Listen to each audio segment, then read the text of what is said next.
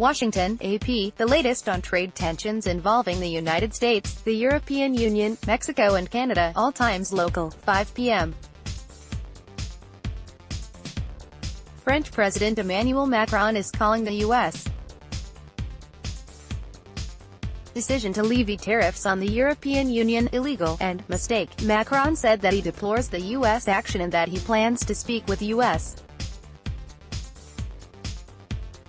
President Donald Trump later Thursday, telling him just that. The French president said the tariff move is not in line with international trade law that the United States, France and Europe have subscribed to.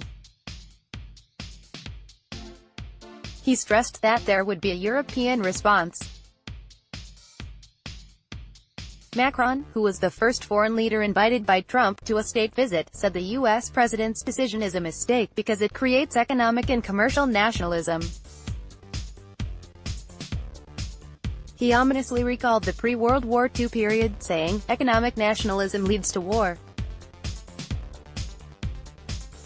This is exactly what happened in the 1930s, ____ 1:15 p.m. The European Union says it plans to bring its case against new U.S. tariffs on steel and aluminum to the World Trade Organization on Friday. If that happens, the 28-nation EU would join China and India in triggering the WTO's dispute settlement mechanism over the American trade penalties. Turning to the WTO would give the EU a second response to the tariffs. It's already prepared $1.6 billion in retaliation against U.S. goods including steel, orange juice, motorcycles and bourbon whiskey. WTO proceedings could open the door to further penalties and increase pressure on Washington, though the process traditionally takes many months, and in some cases, years, ____ 1:10 p.m. The head of the World Trade Organization is expressing very real concern about rising trade tensions and the risk of escalation. Comments from Director General Roberto Azevedo come in the wake of U.S. trade penalties on imported steel and aluminum. But he says the global trading system was built to resolve these problems in a way that prevents further escalation, ____ 12:25 p.m. Investors are responding to the White House's tariffs on steel and aluminum imports by selling U.S. companies that rely on the metals and bidding up domestic producers. Century Aluminum is up 3.6% and U.S. Steel 2.3%. Deere. Other losers among U.S. companies are consumer products makers, which could be hurt by tariffs that might be imposed by the European Union on products including peanut butter and orange juice, ____ 12:23 p.m. The conservative network backed by the wealthy brothers Charles and David Koch is coming out in opposition to President Donald Trump's decision to impose tariffs on steel and aluminum imports from U.S. allies. Freedom Partners Chamber of Commerce and Americans for Prosperity say the tariffs are tax increases on all Americans and are warning that the penalties will undermine the nation's economy and low unemployment rates, ____ 12:20 p.m. Ontario's premier is calling President Donald Trump a bully and says the new U.S. tariffs on steel and aluminum are ridiculous and unwarranted. Kathleen Wynne says Canada has to send a signal to Trump that Canada will not be your doormat. She says the only way to stand up to a bully is to stand up and push back. She's urging Canada to take a swift and sharp retaliatory response. Wynne says Trump's actions will hurt jobs in the United States and Canada. The premier has a week left in her election campaign, ____ 12:10 p.m. The German government has rejected the tariffs on steel and aluminum announced by the Trump administration as unlawful. A spokesman for German Chancellor Angela Merkel refers in a statement to the danger of spirals of escalations that could hurt everyone. 11:55 a.m. Germany's foreign minister is condemning the U.S. tariffs on steel and aluminum, and he says the European Union is ready to react accordingly with countermeasure. Heiko Maas has the support of German business associations that are rejecting the new trade penalties from the Trump administration.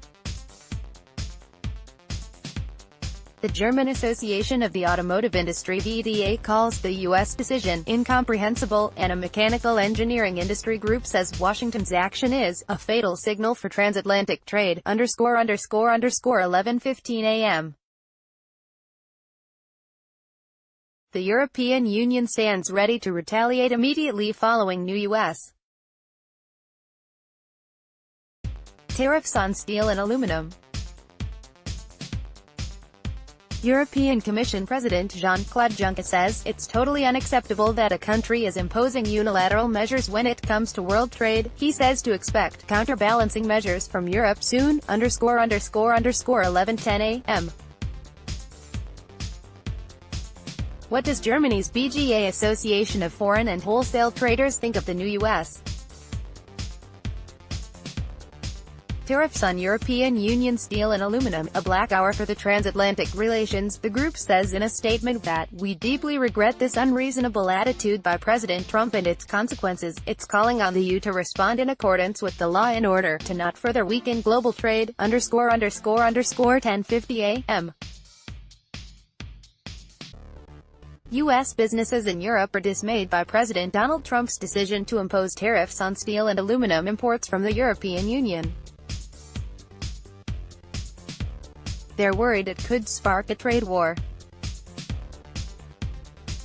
Susan Danger is CEO of the American Chamber of Commerce to the EU. She says U.S. companies in Europe are opposed to Washington's trade move. She says American businesses in Europe are very concerned by the damage a tit-for-tat dispute would cause to the transatlantic economy and its impact on jobs, investment and security across the Atlantic. 10:45 a.m. France says it's working with Germany and European authorities for a firm and united response to new U.S. tariffs on European steel and aluminum. An advisor to French President Emmanuel Macron tells the Associated Press that France is extremely mobilized for her response. But the advisor isn't elaborating. Macron argued against the tariffs when he met with Trump in Washington last month. Macron gave an impassioned speech on Wednesday against trade penalties and said they hurt jobs and consumers. 10:40 a.m.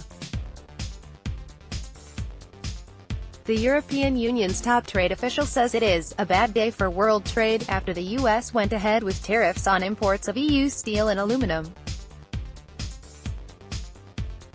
Trade Commission Cecilia Malmström says the EU did everything to avoid this outcome. She says that during talks with Washington, the U.S. has sought to use the threat of trade restrictions as leverage to obtain concessions from the EU, and here's how Malmström puts it: "This is not the way we do business, and certainly not between long-standing partners, friends and allies." She says the EU will now impose rebalancing measures on U.S. products. 10:35 a.m. Britain says it's deeply disappointed by the U.S. decision to impose tariffs on steel and aluminum from Canada, Mexico and the European Union. The government says the UK and other European Union countries are close allies of the U.S. and should be permanently and fully exempted from the tariffs. In a statement, the British government says it has made clear to the U.S. government at the highest levels the importance of UK steel and aluminum to its businesses and defence projects. It says it will work with the EU and US administration to achieve a permanent exemption. Britain voted in 2016 to leave the EU but remains a member until the official exit day of March 29, 2019, ___10:30 a.m. Mexico says it will answer tariffs on steel and aluminum announced by the Trump administration with duties of its own on a variety of U.S. products. Mexico says it will impose tariffs on U.S. imports including pork bellies, apples, grapes, cheeses and flat steel among other things. A statement from Mexico's economy ministry says the U.S. use of a national security justification is improper and that the tariffs affect strategic sectors for North America, including automotive, aerospace and electronics. Trump announced the tariffs in March but gave exemptions to the European Union, Mexico and Canada, ___10:25 a.m. This is protectionism, pure and simple. That's the reaction from the European Commission's president to the U.S. decision to impose tariffs on steel and aluminum imports from the European Union. Jean-Claude Juncker says the EU will respond with countermeasures. He says the U.S. action leaves the EU with no choice but to proceed with a case in the World Trade Organization. He says the EU will impose additional duties on a number of imports from the U.S. ___9:45 a.m. The Trump administration is announcing tariffs on steel and aluminum imports from the European Union, Canada and Mexico. The move is sure to raise worries of a trade war with American allies. Commerce Secretary Wilbur Ross says there will be a 25% tariff on imported steel and a 10% tariff on imported aluminum. President Donald Trump announced the tariffs in March, but the U.S. granted exemptions to the EU, Canada, Mexico and other U.S. allies. Ross says talks with Canada and Mexico over the North American Free Trade Agreement are taking longer than we had hoped. He says negotiations with Europe have made some progress, but not enough to merit an exemption, ___8:40 a.m. The foreign ministers of Germany and China are stressing the importance of global free trade, a plea that comes before the United States is expected to impose tariffs on imported steel and aluminum.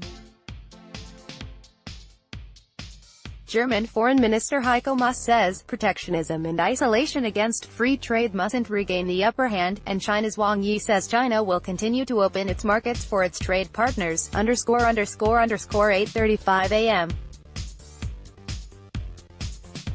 German Chancellor Angela Merkel says the European Union will respond in an intelligent, decisive and joint way if the United States imposes tariffs on imported European steel and aluminum. Merkel says the 28-nation bloc has made plain to Washington its view that the planned tariffs are incompatible with World Trade Organization rules. She's not giving details of how the EU might respond, ___4:40 a.m. France's finance minister says the U.S. shouldn't see global trade like the Wild West or the gunfight at the OK Corral. Bruno Le Maire calls looming U.S. tariffs on European steel and aluminum unjustified, unjustifiable and dangerous, ahead of a meeting Thursday in Paris with U.S.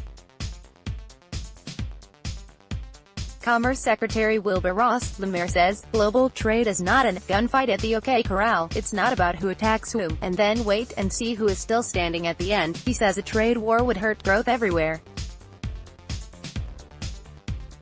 Copyright The Associated Press. All rights reserved. This material may not be published, broadcast, rewritten or redistributed.